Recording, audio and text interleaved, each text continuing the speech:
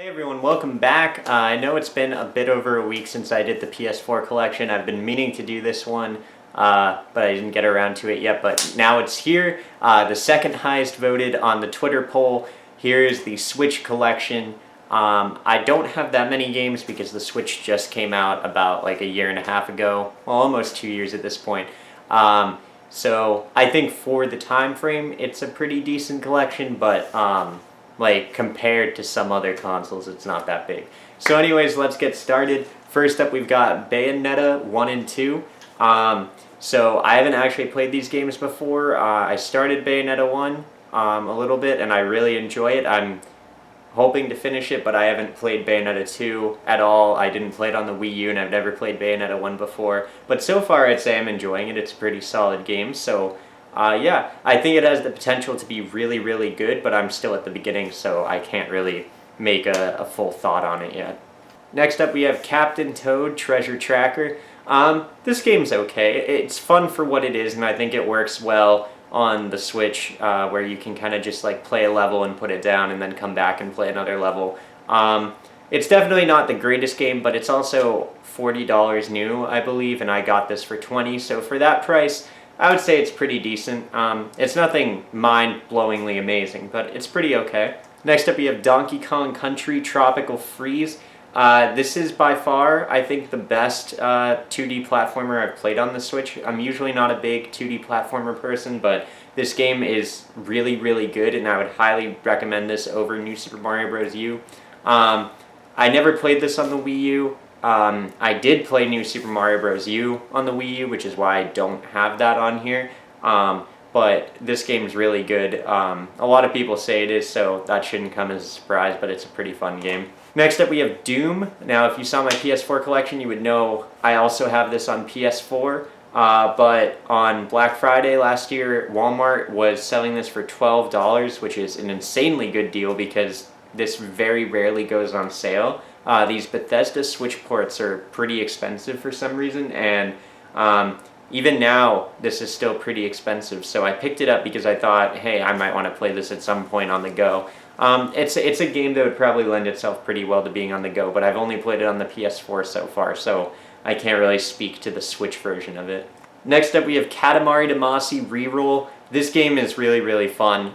It came out the same day as Super Smash Bros. Ultimate, so it got overlooked a little bit, but if you can find this, I would say go for it, but the physical version has been extremely hard to find, and it's going for like $80 on eBay now, which is ridiculous, but I kind of saw it coming because it was one of those only at GameStop limited run type of things, and the last Nintendo game that happened with was Xenoblade, and we saw what happened with Xenoblade, so I decided to get this. I pre-ordered it, and it's really enjoyable. If you can't find a physical copy, it is on the eShop as well, so you still can play it. So that's good. At least people can play it, but I hope they reprint this for the people that didn't get a physical copy and want one. Next up, we have Kirby Star Allies.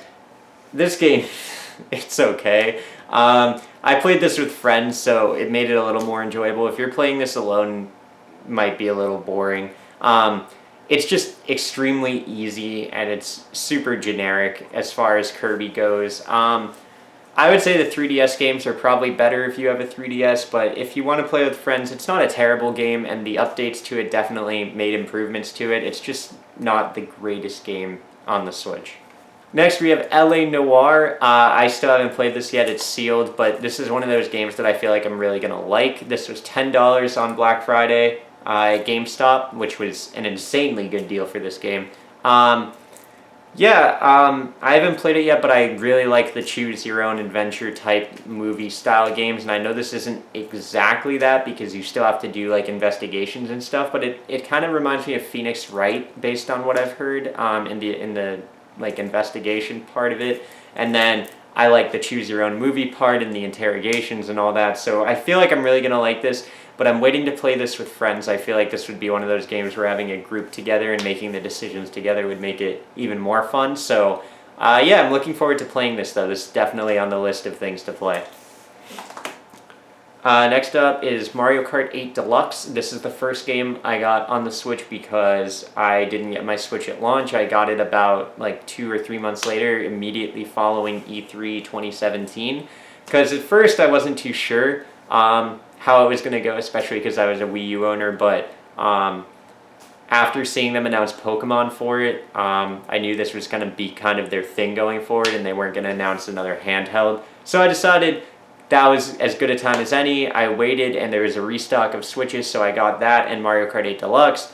And yeah, this game's fun. It's Mario Kart 8. Mario Kart 8 was pretty good. I kind of wish they added a little bit more to this. I went into it expecting to be like blown away, but it's just Mario Kart 8 again. And that's not a bad thing, but it's also, you know, I've played like 100 hours of Mario Kart 8 on the Wii U. It would be nice to have some differences, and I mean there is a battle mode, but like more than that. Next we have Mario Tennis Aces. This game was a disappointment, I'm going to be real. I was really excited for this game. I haven't played a Mario Tennis game in a long time, and it just did not live up to what I thought it would be. The single player is abysmal, really, honestly. It's probably the worst single player I've played on the Switch so far. It's just super boring and bland, but I will say the online is actually pretty fun. If you can get a group of friends together or just play random matches, it can get intense and it's pretty exciting. But for the price tag and the fact that the single player is really bad, I don't know if I could recommend this one. If it's on sale for like under $30 and you're really into playing games online, then maybe. But as a single player game, this is not it. Next we have Minecraft. I mean, it's Minecraft. I bought it because having it on the go could potentially be fun, and I played it for like 12 hours the first day I got it, and then I haven't played it since. But you know, it's Minecraft, and Minecraft's pretty cool. Next, we have Pokemon Let's Go Pikachu. I'm going to be real, this is probably my third favorite Pokemon game of all Pokemon games, and I really don't understand the hate for this game. Do I wish that they had more of a post-game? Definitely, because I'm 60 hours in, and at this point, there's very little to do. Do I wish they had Pokemon that weren't from the Kanto region? Yeah. Do I wish they had the normal catching mechanics? Definitely. But I think for what it is, and as someone that plays a lot of Pokemon Go, this game is really good. And when you remember that there's a normal Pokemon game coming to Switch this year, it makes this a little more okay. If this was the only Pokemon game they released on Switch, I could kind of see the backlash, but they've already said there's another one coming, and this one was actually really good. Like I said, my third favorite Pokemon game behind Heart Gold, Soul Silver, and Platinum, so would highly recommend this one, actually. If you like Pokemon or if you haven't played it in a while, this is a good place to jump back in. Next up, we have Pokken Tournament DX. I'm going to be real. I've played this like 2 times. I got it right before Spider-Man came out, and I think you can tell where my time went after that. But from what I played, it's pretty solid. I really like fighting games, so I'm probably going to go back to this a number of times. It wasn't bad, and I'm looking forward to playing more, so yeah. Next up, we have Snipper Clips Plus. Or is it Snipper Clips Cut It Out Together Plus? I don't know. I don't know which one it is, but this game's really good. It's not the most fun game single player, but if you have people to play it with, it's a blast. It's like a co-op puzzle game. Would highly recommend this one. It's on the eShop for like $10 sometimes. Yeah, pretty good. Next up, we have Splatoon 2. I'm going to be real. I'm not the biggest Splatoon person. I know a lot of people love this game and have hundreds of hours in this game. Wasn't really for me. I can see the appeal. I can see why it's fun.